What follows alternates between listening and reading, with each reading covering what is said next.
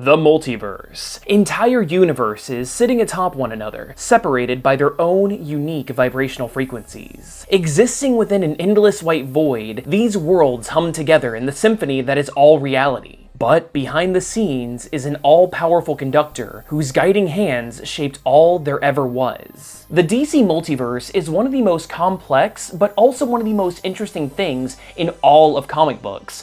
But there's a lot more to it than just a bunch of worlds and dimensions. So today, I want to break down the origin of the DC Comics multiverse, and in the process uncover not only the highest power in all of DC, but maybe all of fiction itself. It's a big task, but I think I'm up to the job. Okay, so first off, I want to apologize for making things this confusing right off the bat. However, I need to make it very clear that there's not just one multiverse in the realm of DC Comics. As we've seen in these shows, creator interviews, and even the comics themselves, there are multiple multiverses. Yet, for the purposes of this video, I'm strictly going to be talking about the main canon multiverse of the current DC comic books. We good? Good. The opening narration of the iconic book, Crisis on Infinite Earths, walks us through the origin of the multiverse. In the beginning, there was only one, a single black infinitude, so cold and dark for so very long that even the burning light was imperceptible. But the light grew and the infinitude shuddered, and the darkness finally screamed, as much in pain as in relief. For in that instant, a multiverse was born. A multiverse of worlds vibrating and replicating, and a multiverse that should have been one became many. While this is all well and good, there's more to the birth of the multiverse than just that. Dating as far back as Green Lantern number 40 in 1965, we're shown a story that has persisted to this day. Before the creation of the Green Lantern Corps, the Guardians of the Universe were the pinnacle of all life. They were immortal beings living in a paradise of endless pursuit of knowledge, sport, and relaxation. One of their most brilliant scientists, Krona, was obsessed with seeing the origin of the universe, so he built a machine that would help achieve this goal. What he saw was a large hand holding a cluster of stars and nebulas, but then suddenly, a large explosion erupted that would have killed Krona if he wasn't immortal. This was the Big Bang, and it led to the creation of the multiverse and its doppelganger, the antimatter universe. For a time, it was said that the act of viewing the creation of the universe is what sparked the bang, but this has since been retconned.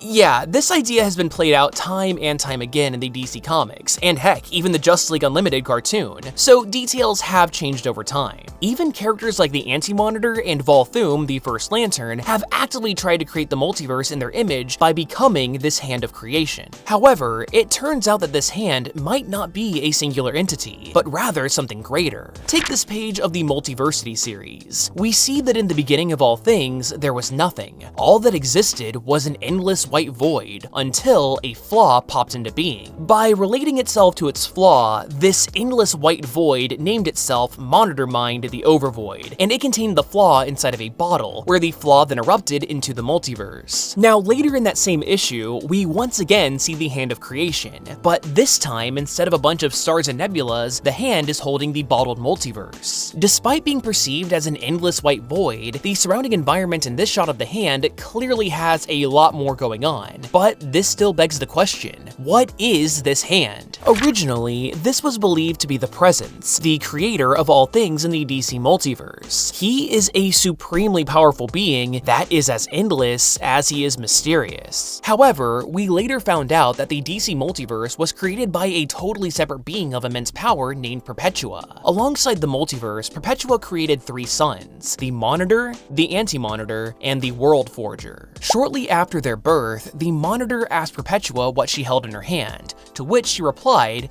a multiverse. And of course, we once again saw that classic hand motif, indicating that it's her hand that we've been seeing time and time again. But that's a major contradiction of what we've already seen. I mean, heck, when creating the multiverse, Perpetua specifically mentions existing within the Overvoid. How could she be the hand when the Overvoid itself was depicted as being that hand earlier? Well, for that, we're going to need to dig a little bit deeper, because it turns out that Perpetua was creating her multiverse to be used as a weapon against a higher power called the Judges of the Source. When this was discovered, one of these judges appeared in the form of a massive cosmic bird and sealed away Perpetua within a sort of prison called the Source Wall. Following this, the multiverse was to be reborn into a new reality. It's also been further supported that there have been previous versions of reality due to characters like Relic. He's a Green Lantern villain that came from a previous incarnation of the multiverse, who kind of was just there once and is never mentioned ever again. If you're absolutely determined to make sense out of the hand of creation belonging to both the Overvoid and Perpetua, it could be interpreted as it being Perpetua's when the multiverse was first created and the Overvoid when it was rebirthed. But that's not good enough for me. I think that in order to truly get to the bottom of things, we're going to need to go one step beyond and look at this in a more meta sense. So please try to stick with me because things are about to get even more crazy than they already have been. Earlier in the video, I mentioned that the beings above Perpetua are called the Judges of the Source, but what is the Source? In the beginning, the universe was void and without form. Great energies were born and just as quickly died, as that which was formless struggled to find a form. And that which was without reason or meaning sought purpose. Out of this was born that which is eternal, that which is the all, and beyond the all, the Source.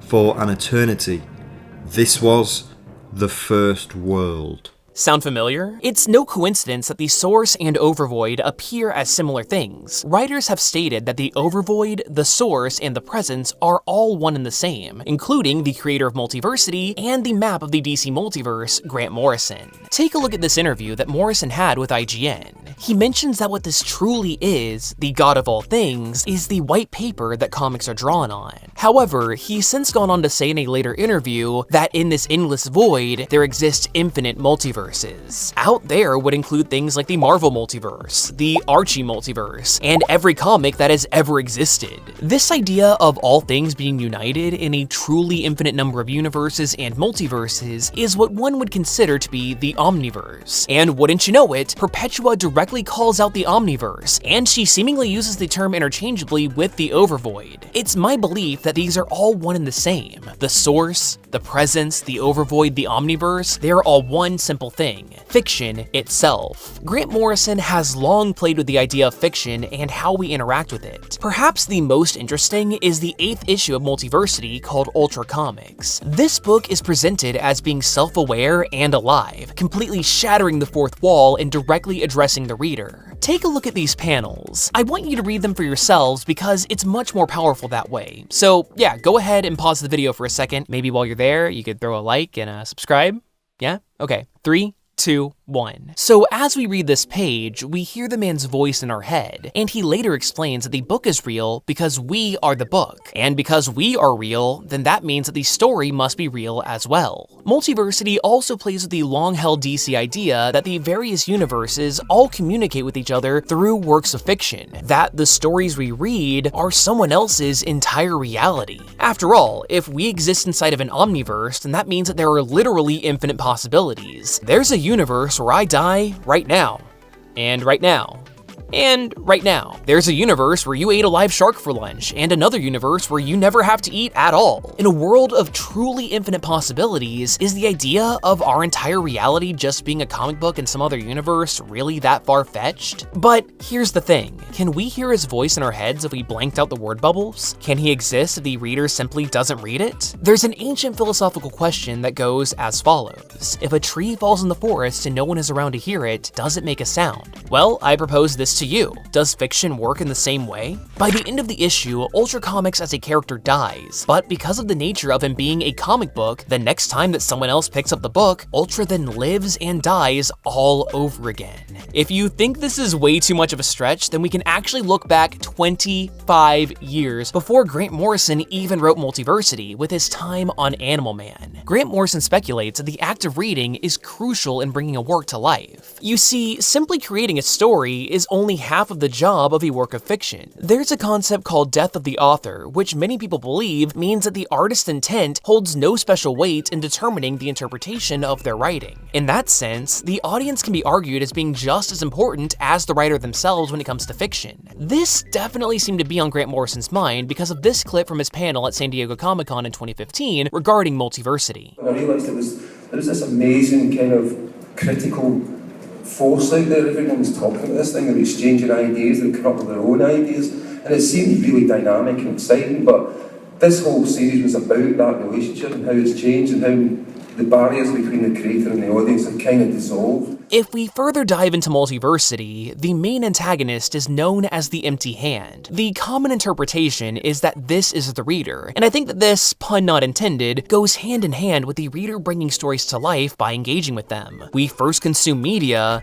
and then we demand more. At this point, the hand of creation in DC Comics really doesn't mean much. It's simply an iconic image of the DC Comics history that has persisted to this day, constantly being reinterpreted or used as a reference in such things as the JLA Avengers crossover. Although it might be an underwhelming conclusion, I think that the most likely answer is that we are the hand. We, the readers, the writers, and the overanalyzers. We are the ones that ultimately give these stories life. And in the end, well, that's pretty cool. I know a lot of people are probably going to think that this ending is a massive cop-out, and I could definitely see it that way. But if you want me to really analyze the DC multiverse further, I actually have an older video where I go crazy in detail. So if you liked this, then maybe go check that out. I also want to give a big thank you to Comicstorian and Owen Likes Comics for doing some voiceover in this video. If you like their voices, go ahead and check them out as well. But anyway, I hope you learned at least a little something new, and hopefully, I'll see you next time.